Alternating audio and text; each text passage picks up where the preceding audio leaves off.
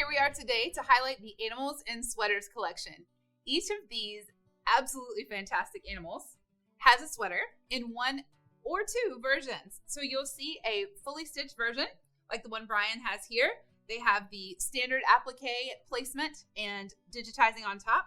And then these also have a lesser fill stitched area here that you can use cable knit or sweater applique. So each design, two versions. This guy is my favorite, just looking a little confused, but he is nice and toasty because he's an animal in a sweater.